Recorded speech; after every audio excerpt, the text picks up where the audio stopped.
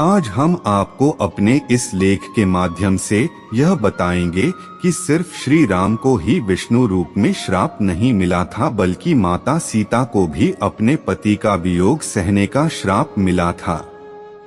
पवित्र हिंदू ग्रंथ रामायण के अनुसार एक धोबी के संदेह करने पर श्री राम ने सीता जी को त्याग दिया था, लेकिन इसके पीछे भी एक कहानी है। प्रचलित कथा के अनुसार एक बार देवी सीता अपनी सहेलियों के साथ अपने महल के बगीचे में घूम रही थीं, तभी अचानक उनकी दृष्टि पेड़ पर बैठे एक तोते के जोड़े पर पड़ी, जो सीता जी के विषय में बातें कर रहा था। उनके मुख से अपने भविष्य की चर्चा सुनकर सीता जी को बड़ा आश्चर्य हुआ।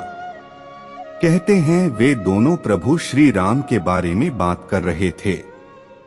यह सुनकर सीता जी की जिज्ञासा और भी बढ़ गई। तब उन्होंने उस तोते के जोड़े को पकड़वा लिया और उनसे अपने भावी पति के बारे में पूछने लगी। सीता जी ने बड़े प्यार से उन दोनों पर अपना हाथ फेरते हुए पूछा कि उन्हें भविष्य की इतनी जानकारी कहाँ से मिली। इस पर उन दोनों ने बताया कि वे महर्षि वाल्मीकि के आश्रम में रहते हैं, जहां वाल्मीकि प्रतिदिन राम सीता की चर्चा करते हैं, इसलिए उन्हें इन दोनों के जीवन के बारे में सारा ज्ञान हो गया। इतना ही नहीं, तोते ने सीता जी को बताया कि अयोध्या के राजा दशरथ के ज्येष्ठ पुत्र श्री राम स्वयंवर में शिव जी का धनुष तोड़ेंगे और उन्हीं के साथ सीता जी का विवाह होगा। सीता की जिद ने किया जोड़े को अलग। कहा जाता है कि सीता जी के सवाल खत्म ही नहीं हो रहे थे।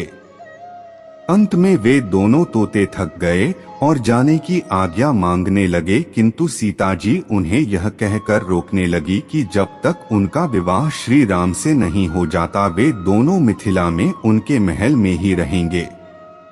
इस पर नर तोते ने उन्हें समझते हुए कहा कि पक्षी बंधन में नहीं रह सकते, उनका असली घर तो खुला आसमान होता है। लेकिन सीता जी कहाँ मानने वाली थीं, वे तो हट किए बैठी थी।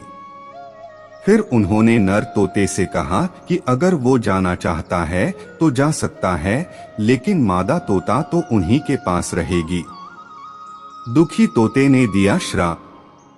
सीता जी के यह बात सुनकर नर तोता बहुत ही दुखी हो गया और सीता जी से प्रार्थना करने लगा कि उसकी पत्नी गर्भवती है, इस वक्त उसे अपने पति की सबसे ज्यादा जरूरत है, इसलिए वे दोनों को अलग न करें।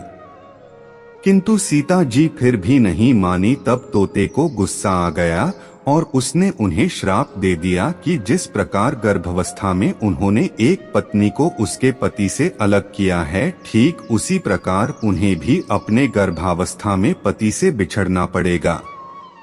नर तोता अपनी पत्नी से अलग होने का दुख बर्दाश्त नहीं कर पाया और कुछ दिनों बाद उसकी मृत्यु हो गई।